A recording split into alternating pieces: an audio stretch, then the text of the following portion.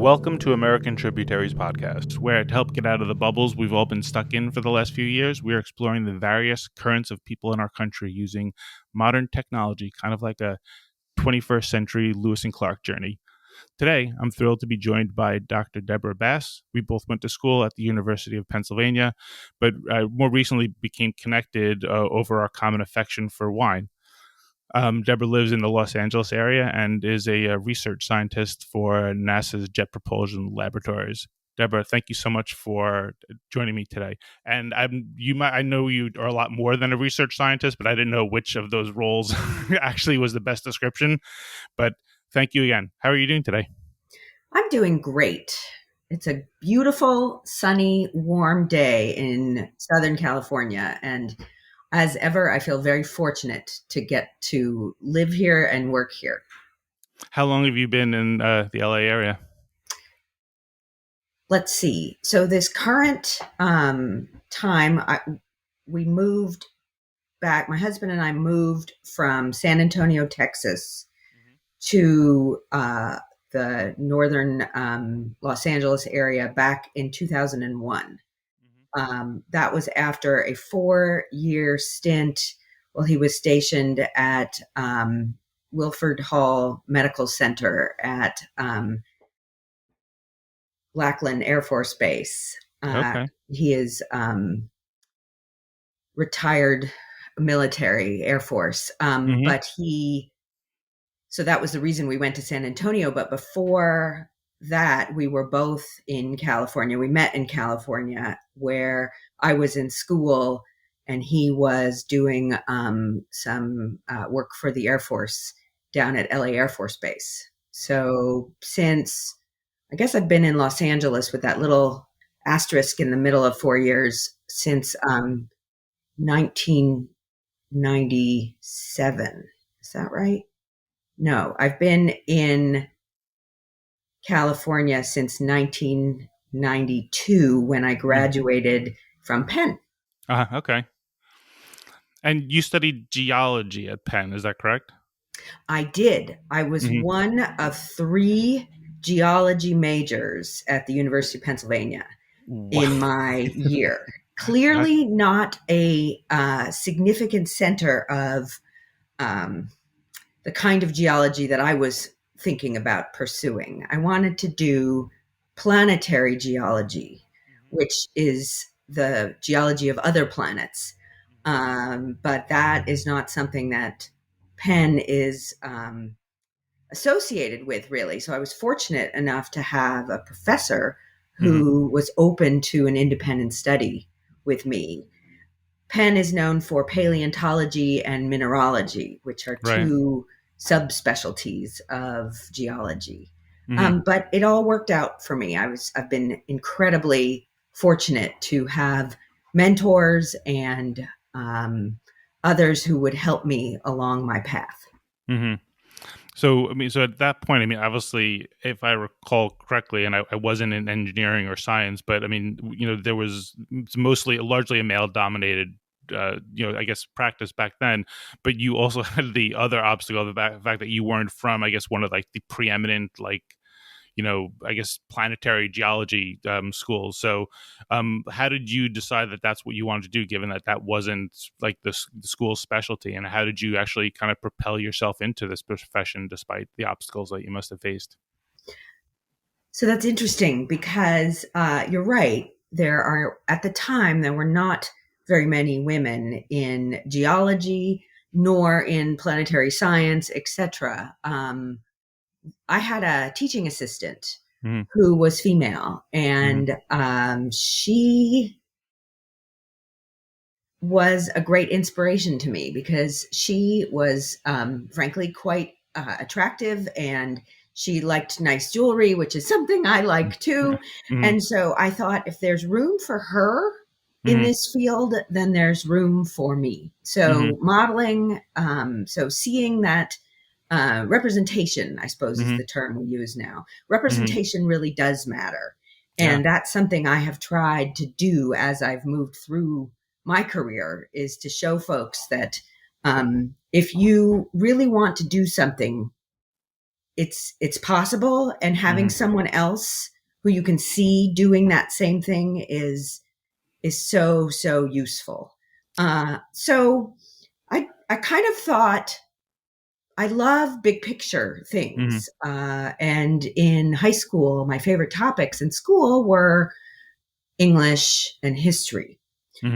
My family, however, is all about medicine and healthcare. So I was supposed to be a physician. My father was a physician. My older sister is a pediatrician. My grandfather was a pharmacist. My mom's a social worker. She's retired now. So that's what I started college in, was as a biology major. And in fact, I didn't declare my major in geology until my senior year, because I was too afraid to tell my parents what I wanted to do. And I just loved reading the history in the rocks. That's what geology is. It's a story that's written in the landscape. And so because of that, it just really spoke to me. I just really loved this way of telling stories through the physical landscape. So I did that, but then I discovered that that one could do extraterrestrial geology, and that was compelling to me because I always loved science fiction growing up. But I thought that to work in space, you had to be an astronomer.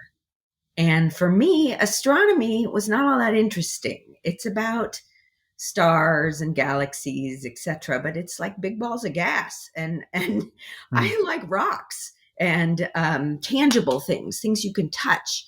So for me, when I learned that there was a way for me to marry the science fiction with the science and the geology, I thought, home run. That's what I want to do.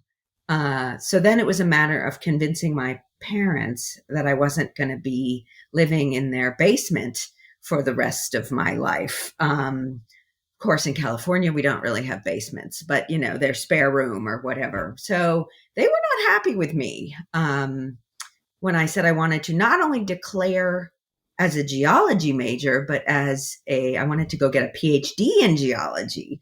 And they thought that was just crazy. We had a family friend who had just graduated with a PhD in geology, and she indeed was living back at home.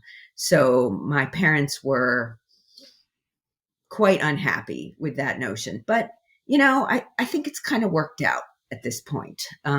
So I did a couple of projects with a NASA Field Center Ames Research Center, which is up in the San Francisco Bay Area, and that's where I came from.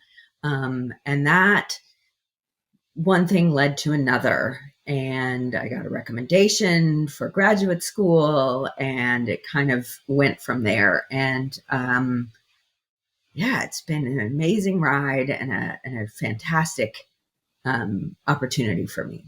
That's for sure. And so it seems interesting to me that you wanted to get into a profession, into a study or a practice that was about touching things, but yet the things that you're studying are things that you probably will never touch. Actually, that's true, but that actually that's interesting because I've just started a new assignment at work, and I'm working on Mars sample return. And so we've started that campaign at NASA, and it is a multi-mission, multi-decade activity or campaign of exploration.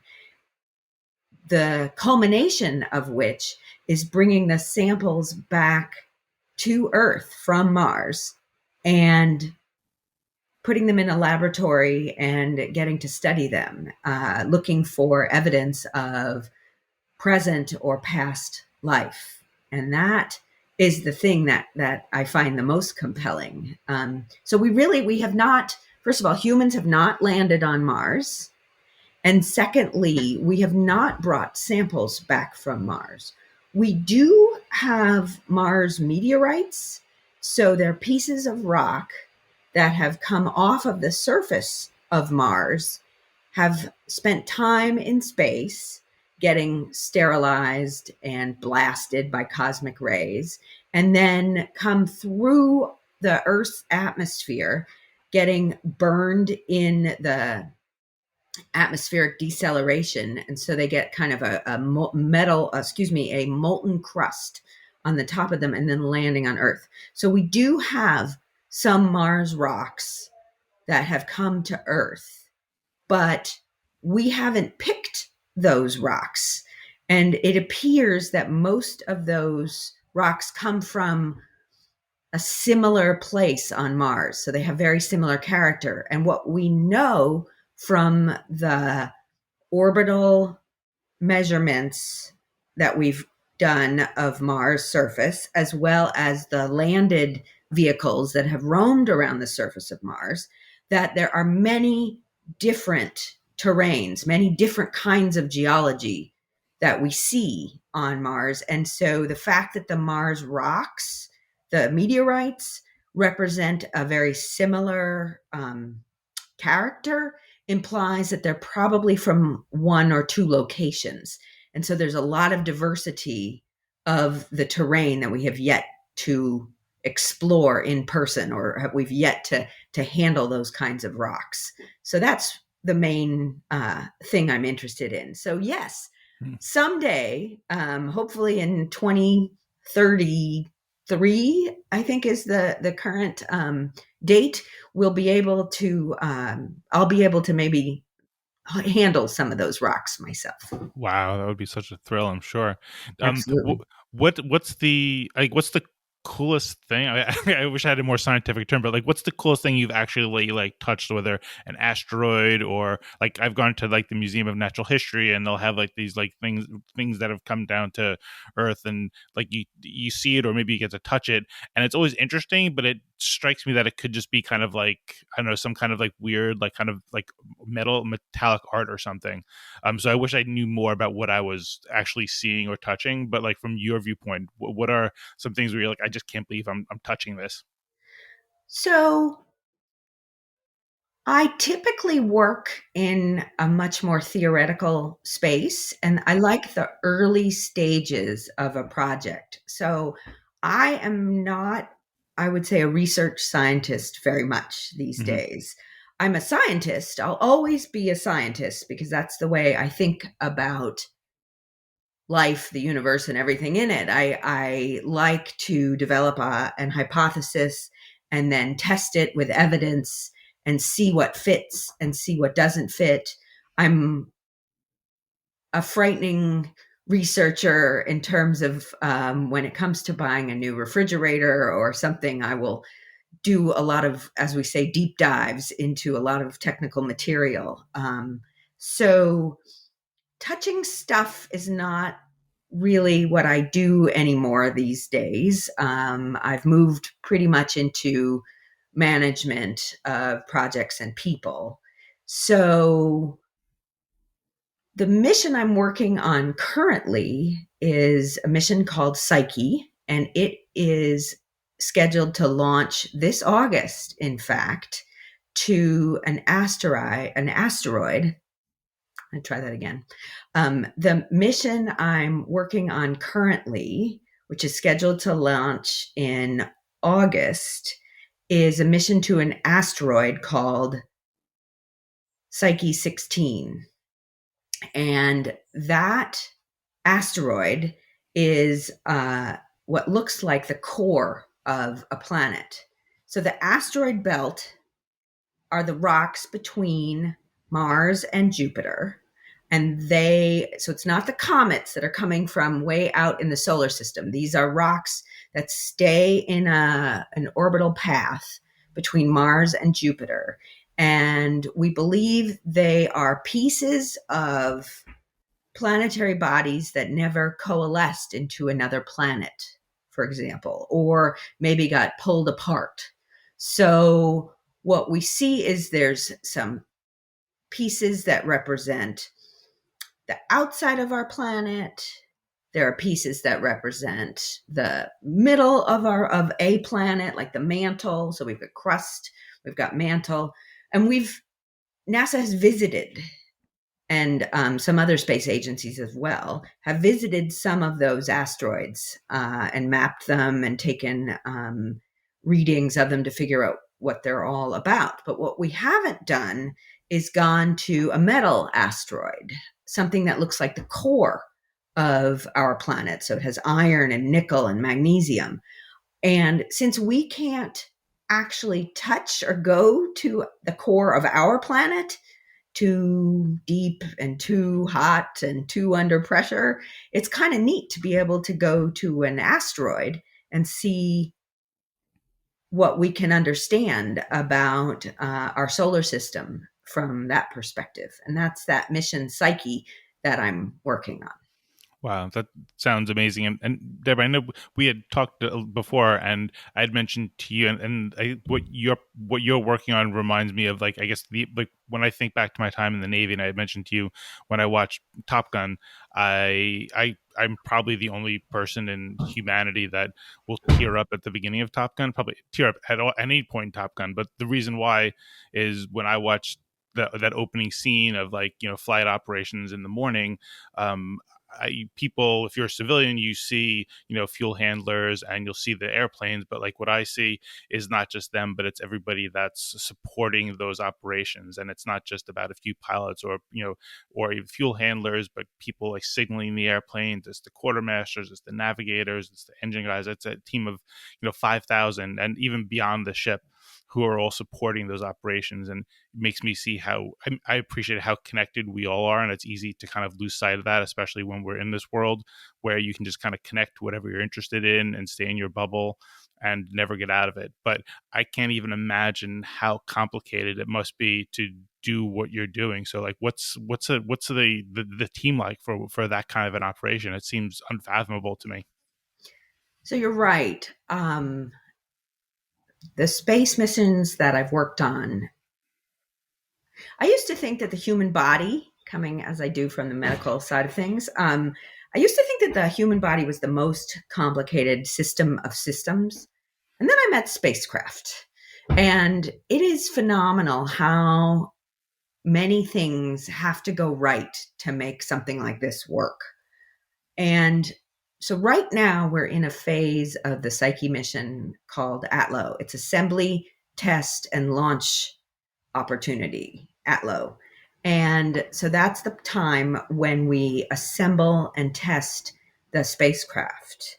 And then we break it all down and we load it onto a truck and we ship it, we drive it to Florida at Kennedy Space Center for launch.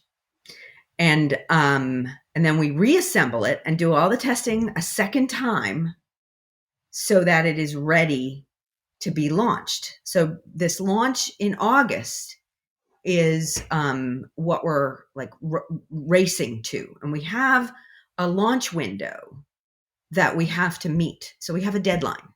And if we miss that deadline, we have other chances, but it means we have to keep the team assembled to keep working, and that costs. It's a big investment. So we're trying very hard to meet our deadline. So the team is made up of scientists who thought of the ideas and are paying attention to how things are assembled, because the way they're assembled influences how well or poor the measurements we will get from the instrumentation from the spacecraft. Then we've got all of the engineers who are working to understand how the interplanetary trajectories are going to work to get us from here to there. And then we have the folks who are actually assembling all the hardware. We have the technicians on the floor doing the cabling, because all of the data cables and the energy cables, we have folks who are doing all the thermal blankets and who wire the heaters for the spacecraft, because it's pretty darn cold in space. We have technicians who are machining the parts, and we want to make sure that we use the right units. We don't want to use English units if we're working in metric, and vice versa. And the fittings, and sometimes we get something we'll call FOD, which is foreign object debris, because in NASA, everything has to be an acronym. So, it takes so many people. And on my side of the mission, we have our folks who are building the hardware and the software to test and to interface with the spacecraft. So to pull the data and then bring it up in some kind of display so that the team can understand what the spacecraft is signaling and whether we're hearing the telecom properly, etc. And our software and ground data system, as we call them, our GDS, another acronym, our ground data system folks are working with the ATLO team around the clock to make sure that the ground systems are not causing a holdup. Because again, we have to make that deadline of August to get launched. So the whole team is phenomenal, and it's exhausting work because it literally is 24/7 right now, working to get to our launch window. And that is amazing to me because these folks are doing their job, and without it, we need everybody pulling in the same direction. And it is really easy sometimes to lose sight of why we're doing these things, or why we're missing yet another holiday with our family, or another birthday celebration or anniversary or what have you. But without each person doing their job, we would fail.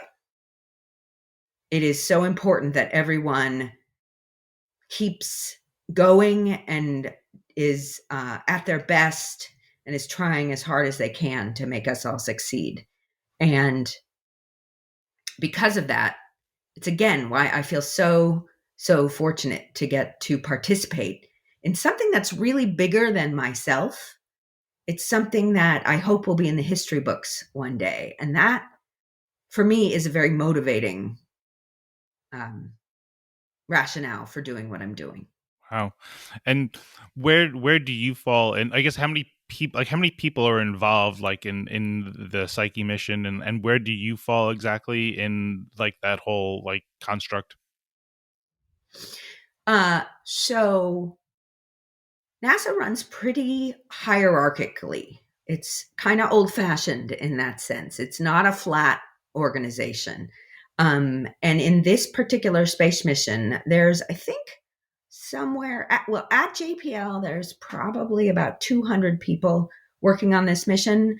We are working with a spacecraft contractor up in Palo Alto, California, called Maxar. It used to be SSL, Space Science Labs, but they're now a subsidiary of Maxar. And I think there's probably another 200-300 people there. Plus, there's a team of scientists around the world, in fact, who we're working with. So I would say, all told, there's probably around between 600 and 700 people working on this mission. My particular area is the mission system. So I work on the ground side. So we operate the spacecraft after it's launched, and we work to build up the system to figure out how to operate it before launch. So we are the people, processes, and ground tools for operations. And my team is about 60 some odd people, I would say. And I have a team of about 7 or 8 direct reports. So people that I interface with directly, and then all of those people have teams that work with them. So like I said, it's pretty hierarchical. And I am one of 4 system managers on my project. And then we're run by a project manager and a principal investigator. Wow. And I'm thinking about how you're talking about the truck that's got to take everything to Florida, and just thinking about how big the team is and how reliant you are. I'm thinking like that truck driver seems to have a lot of responsibility as he or she goes across the country. Exactly. Everyone has so much responsibility, and it's really quite remarkable that these things work at all. Yeah. I mean, what if that truck driver has a flat tire, or has a, God forbid, an accident on the way, and we miss that launch window? That would be very upsetting, obviously. We just, it takes everyone to make this work properly. Each person feels deeply about the commitment they have to the project. It's one of the things that it took me a while to, I guess, appreciate, and I've seen the difference in the civilian world versus the military. Like I was in the Navy, straight out of college from 93 to 97, is I guess that idea of kind of working for something greater. One of the things that strikes me like now, even kind of coming out of this pandemic, is I think in like the civilian world, there really isn't. Leadership seems to be not about getting people motivated to do something bigger than themselves. It's about like, this is a task, this is a project, this is your salary, your bonus. And there's really, I don't see very many places where people are actually motivated to do something bigger, even if it's just for the company, much less to contribute to the greater good. So when I see people hesitating about going back to work, to me, what I realize is like the civilian world, the corporate world, to me doesn't really motivate people doing something for something greater than yourself. It's all just about its pay, and that's fine.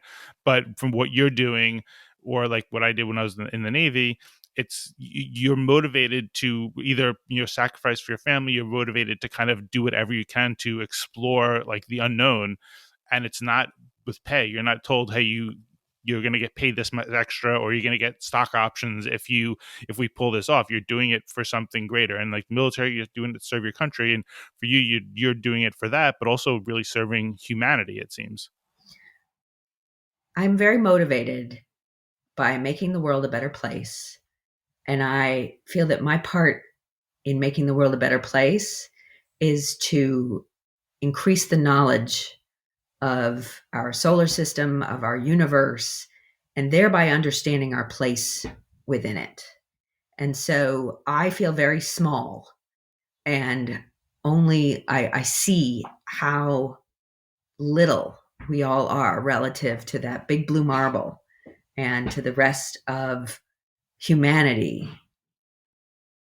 But I find that working for something more than just my paycheck is a reason to get up in the morning. Mm-hmm.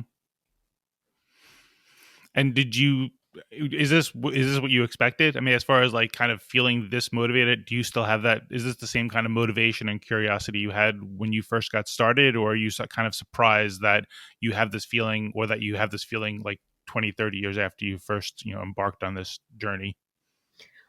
I will say that each mission that I've been fortunate enough to work on has had I've had a different perspective on each one. I will say that the very first missions I worked on, which were the Spirit and Opportunity rovers. Actually, that's not true.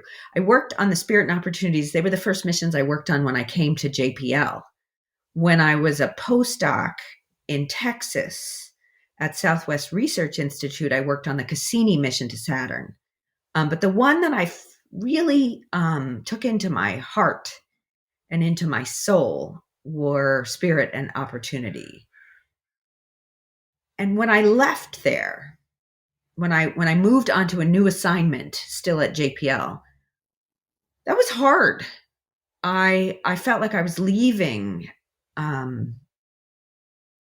part of my family, because I'd worked overnights with these people and I had gotten to know their little ticks and quirks and, who likes only cold caffeine, even in 3 a.m, or who likes, an extra popsicle or whatever. All those things that you learn about your family, your coworkers, that was hard to leave.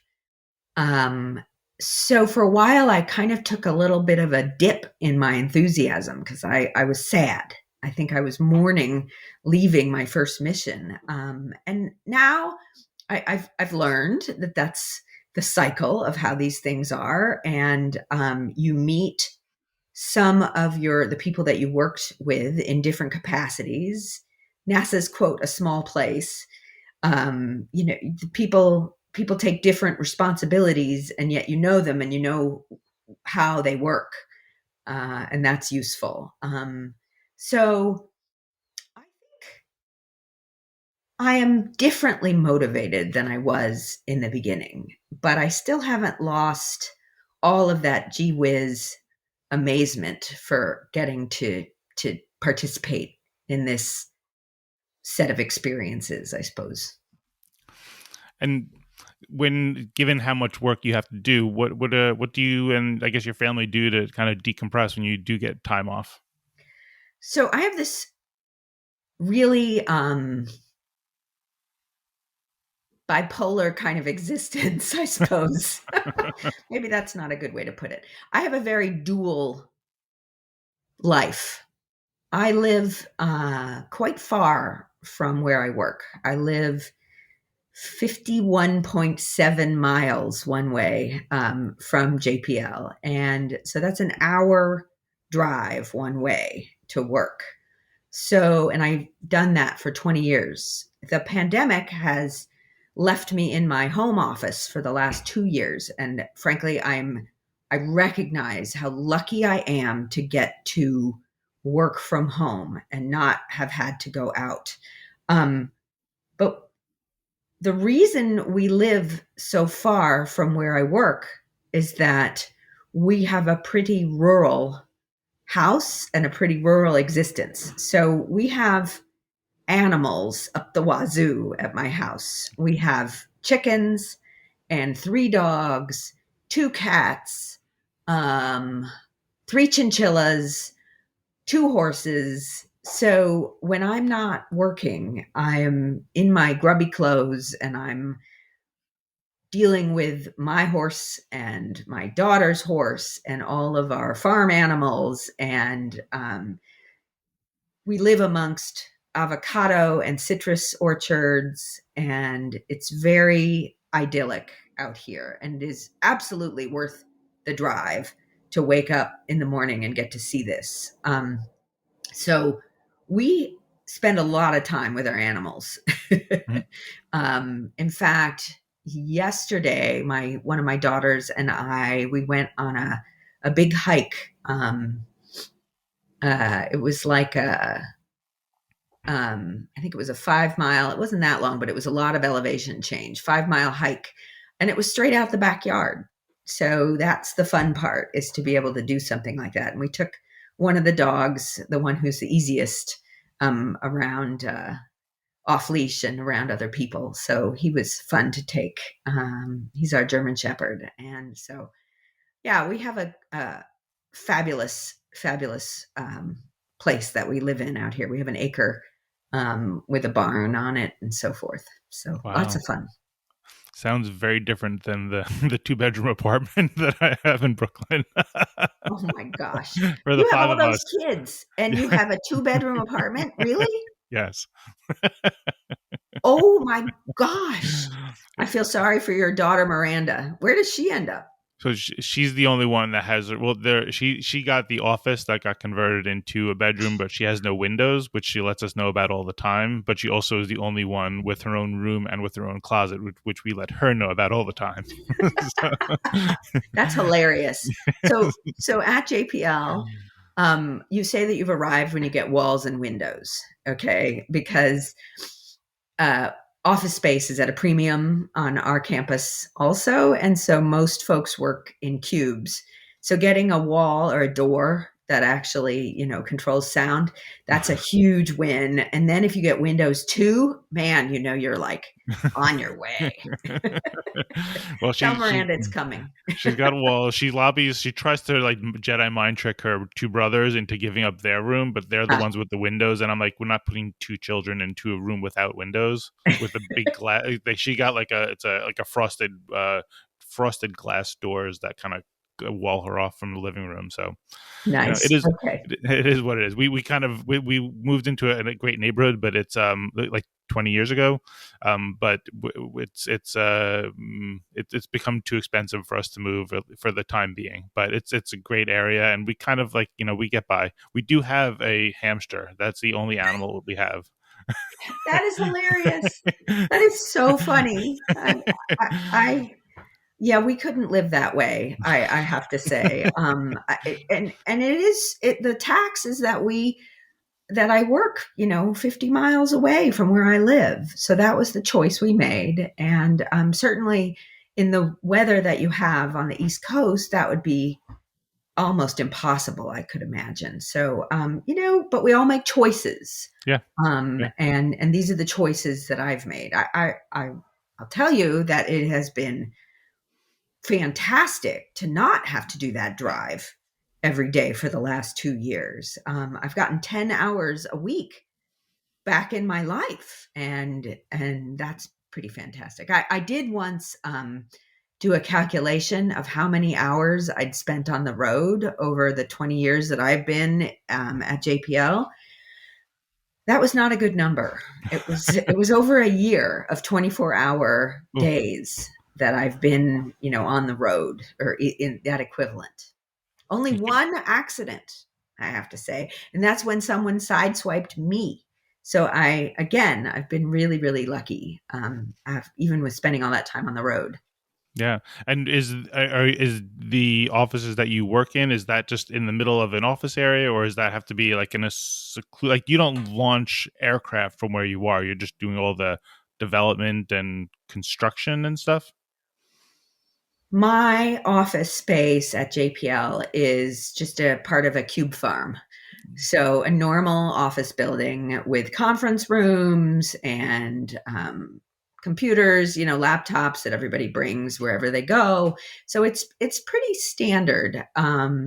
We do have clean rooms at JPL, and the Atlo team that I mentioned earlier works in those clean rooms with the hardware to assemble everything. I go visit. I can look in the visitors gallery and peer through the window. But nobody lets me on the floor because I don't have the credentials. I'm not certified to touch hardware.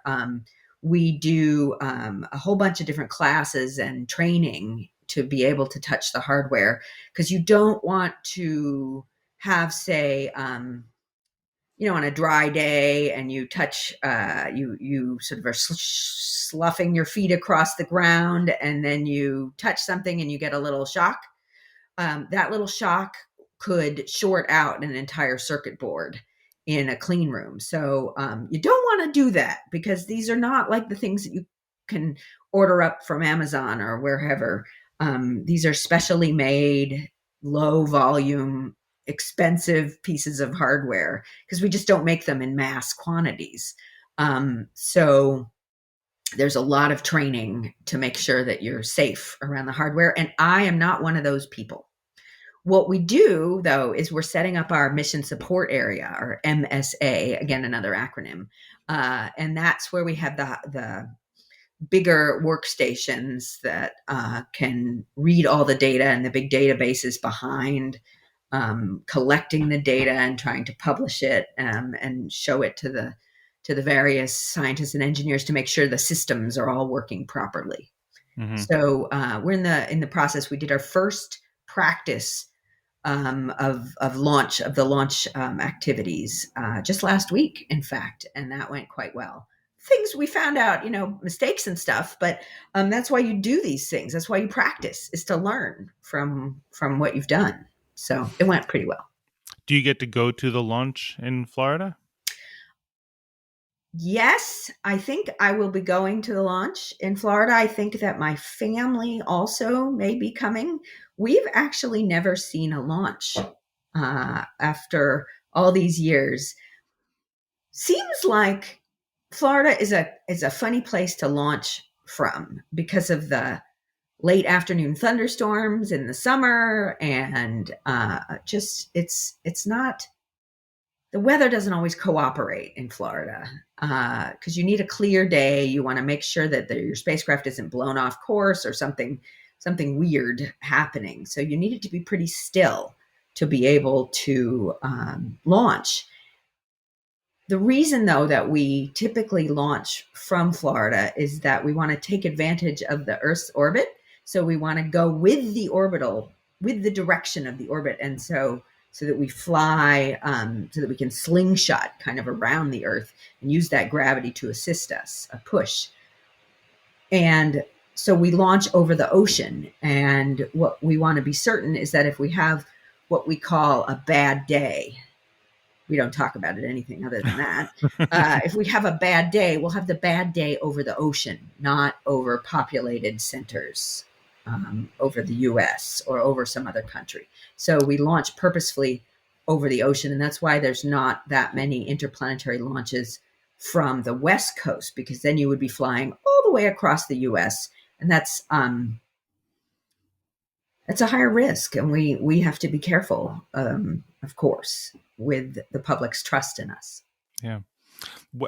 How old is the technology that you're working with? Like, I remember when I was in the Navy, like one of the challenges when they're coming up with like, new types of cruisers or aircraft is that you start working on it. And like in the 1970s, you might be using cutting edge 1973 technology, but by the time it's actually, you get the funding, you develop it, it's actually out there, the technology might be 10 years old or more. I don't know the numbers, but you definitely know there's a lag. So like for you, how old is the technology that you're working with? And is there a way to kind of stay current, or is it just kind of like, look, this is what we had 5 years ago when this started and we're stuck with it?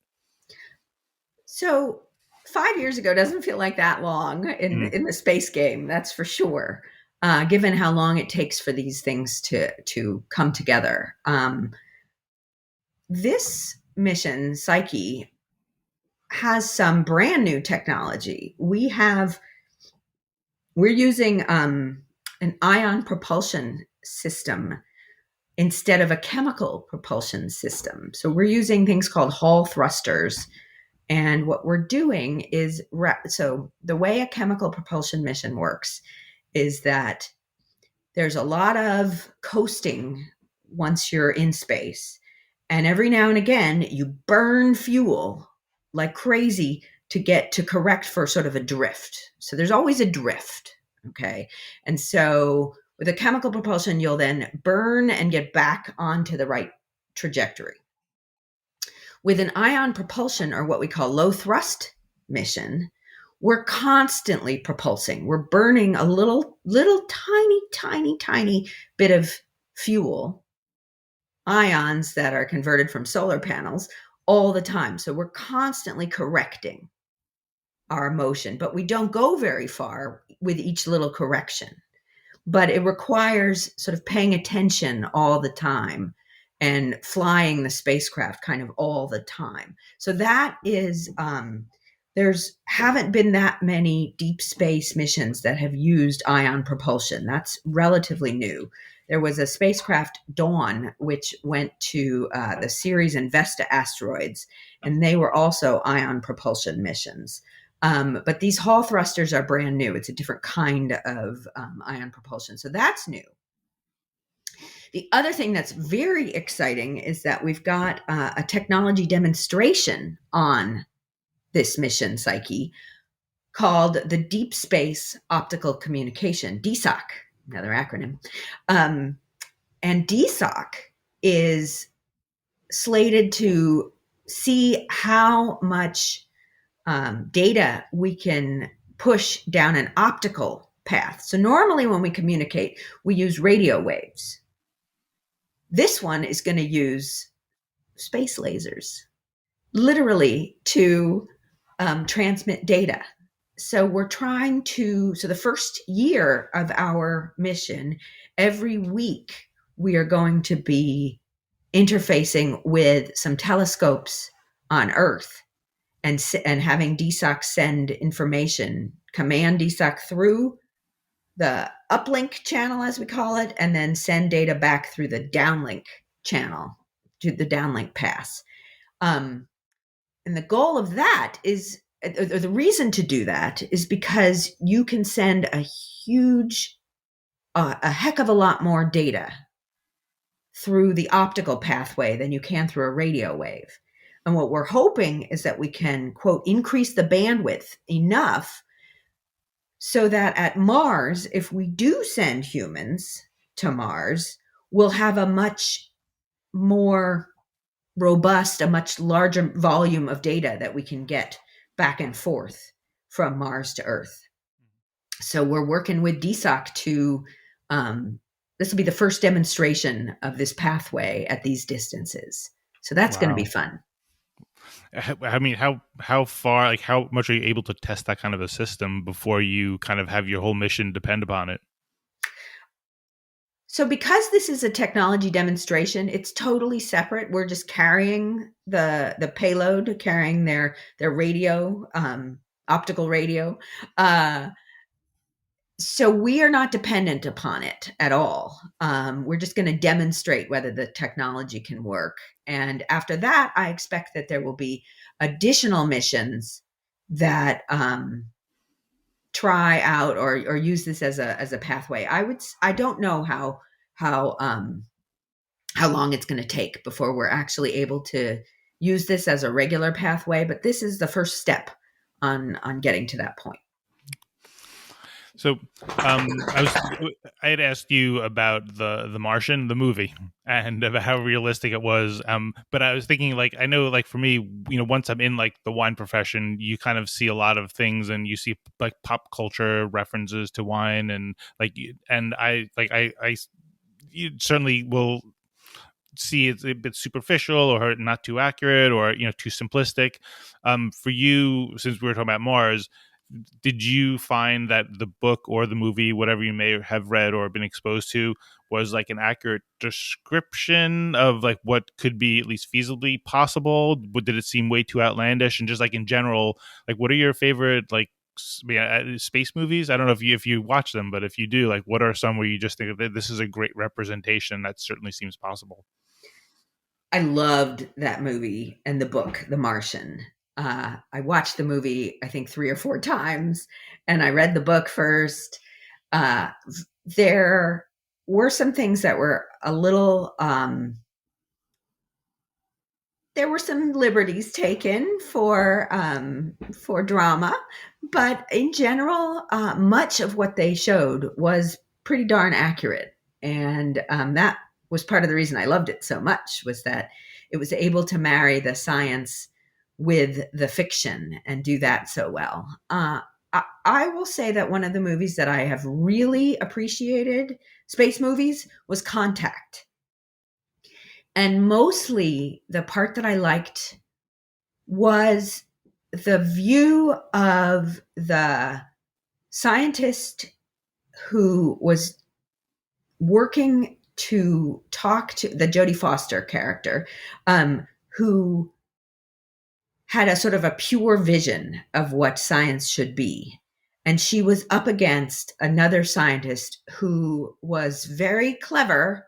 I cannot recall his name or who the actor was, but he was able to work the politics of science and of funding and so forth. And that is actually an extremely accurate portrayal of how big science really works, and that you can't ignore the funding sources, and you have to be cognizant of the politics that are at play in order to be very successful.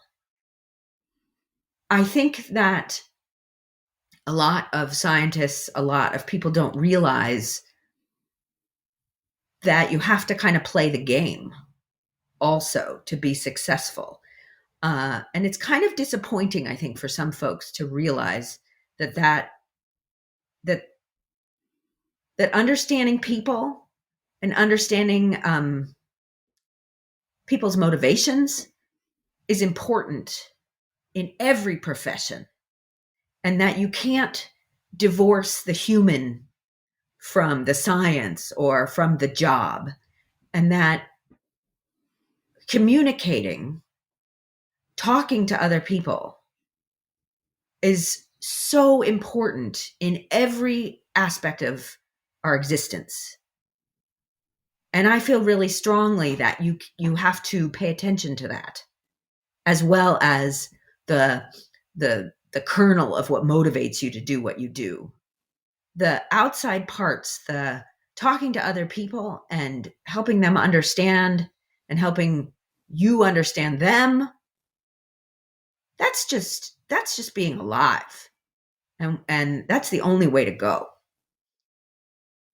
Yeah, that's what I really admired Neil deGrasse Tyson in terms of how he kind of like writes and presents things, because I think it's easy to go back to bubbles. It's easy to get caught up in your bubble, and for a scientist, or you're in this field, like there are things that are self evident, but you still have to kind of sell it. And I think like you see it with wine too, but like in the idea of like there are things that are bread and butter, there are things that are popular, there are things that appeal to people, and that's okay, and you need that because you are a part. I mean, you're really an outgrowth of the government, and the government's taxing people, and you need to sell them on it. You can't just kind of go off into your ivory tower and do what you think matters. And it's kind of, again, what we said before, we're all part of it. And as big as your team is, it's really kind of a bigger part of a bigger team, which is the country and the various people and politicians. And it seems to be, while it might be frustrating once you accept it, excuse me, it's probably more gratifying when you see that you're just a part of this even larger organism.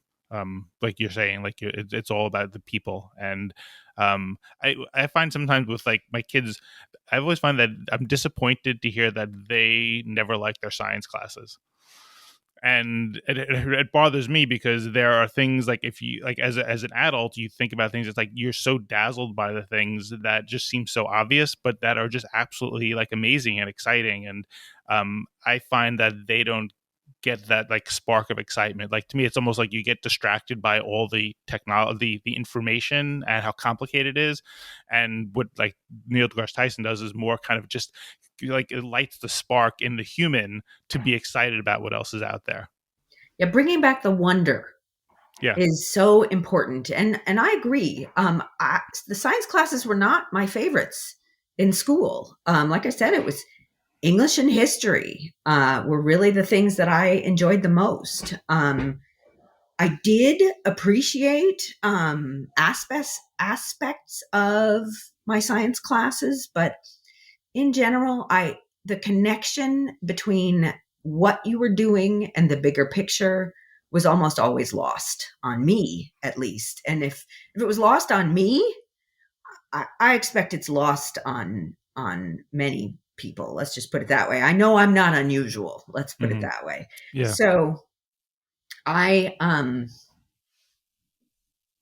don't understand exactly how I ended up here and have been successful, because really, by all rights, if I'm not a physician, I mean, I didn't even know what an engineer was when I was in a kid. So just a very, very different version of science was presented to me personally. And that's, and I already was somebody who was, whose family dealt with science. So for those who don't at all, it's got to be just terrible, the science classes, because really it just feels like a procedure, something you're doing and you don't know why. The why is hard to bring back. I appreciate for sure that Neil deGrasse Tyson, following in his advisor's footsteps, he was a Carl Sagan student. So he comes from a line of science communicators, which is pretty great. Yeah. Yeah. The one of the things that I find interesting, even talking about science, and I think that like in this day and age, people kind of feel like there's like a truth, like there's hard facts and they're indisputable. And I think you see even a lot of like the conflict in politics in terms of people that it has to be this way, it has to be that way. And I guess you're in a realm where you have like you are looking for objective facts. You're looking for things that are hard and fast. But what I find interesting is even in that context, our sense of the world has changed so much over centuries. Like if you think back to what people thought the universe was like 1,000 years ago or 500 years ago, and how much things have changed even in the last 150 years once we could fly. And we get a new telescope that's going out there now, and we're going to see a different universe than the one we saw. So even in the realm of science, where facts and equations and things need to be so firm, it's actually kind of humbling, and I think somewhat comforting to realize that we're all struggling with trying to figure out this universe, and and it's going to continue to evolve. And I think the exciting thing when you think about the future is like we don't even know what we don't know. That is very, very true. I think so. This whole pandemic has shown us that there's been an evolution of understanding what's going on. Originally, we didn't even understand if contagiousness was, or the contagion was spread through surfaces or spread through respiratory, through droplets. So I know my family was washing down our groceries, and I have extended family members who were bringing the mail into the garage and then picking up yesterday's mail. So it had sat for a day, and reading yesterday's mail, and letting today's mail sit for tomorrow. So because we didn't understand how much was on the surfaces, how much of the contagion would be transmitted by touch versus through respiratory droplets and so forth. So science evolves. We have an evolving understanding. We put forth a hypothesis, and we test that, and we see if that makes sense. And if it doesn't, then we change the story. We change how it's put together. And you have to be open to an evolving understanding of what's around you, and be open to listening and coming in with new information in order to really understand things. So being closed off from new information is unfortunate, in my opinion, because it really leaves you out of the loop of wonder. Yeah. I mean, I think the one thing that I find most comforting when I think about traits that I would want to have is like just the idea of kind of curiosity. I think it solves so much if you try to be curious. And I mean, the pandemic, obviously there's lots of things, and I always kind of felt like, look, this is once in a century type thing, and the last century this happened, we didn't have the scientific capacity. So I tried to kind of go with the flow as much as we could, understanding that things might change, and like, yeah, they might get this wrong, but they're learning as we go. And I think I've got to think that's partly the source of the frustration, I'm sure, for some people, is like, you said this and now you're saying this, and you guys don't know what you're talking about. And it's like you're kind of seeing how the sausage is made a little bit, I would think. Exactly. I think you are, but I think living in a spirit of growth is really important. I think living in a way such that you're constantly learning and evolving. To me, that's what keeps you young. That's what keeps you going. My big additional skill this pandemic was that I learned how to make yeast bread, sourdough bread. And I have had a starter now that I have fed every single week, going on 2 years, I believe. And every week I make sourdough bread. And it took me a while to figure it out. Now I've got it down, and my family is okay that I give bread to our neighbors and give bread to other people, because otherwise it's a lot. So, but it's been super fun to try to figure out what's the formula, what's the set of things that work to make the bread actually rise, so that it's got a nice crunchy crust, but that the inside is not so dense, and that it's sour enough, because my family likes it really sour. So how can I do that? And it's been, and what kind of flour? I mean, all these different things, all these different ingredients come together. It's been, that's my new pandemic skill, I will say. It sounds like, I mean, like you have the science part of that is probably very intriguing to you, but then I guess there's the next level, which is like the art of it, which must be Right, fun as well. exactly. And really I've done the experimentation and the reading to see how I can make it better, but when it comes down to it, you just have to try things. You try them, and when it doesn't work, well, the chickens get the bread that time. well, it sounds like between being in rural part of the country, being into yeast and having animals, and being a specialist in geology, I mean, you've checked a lot of boxes to get into the wine business, by the way. That sounds good. All right. And actually that's where you and I connected Yes. over, which is that's been a hobby, I suppose, of my husband's and mine, which is that we love trying different varietals from around the country and around the world. And we've just really enjoyed that aspect of travel. For us, travel usually involves um, drinking wine of some kind. Do you have any favorite places in California that you either like to go to, or that you have some kind of club membership or something? So we have recently got into warm weather wines, so like Spanish and Portugal varietals. And in California, there's a county called Amador. It's just east of Sacramento.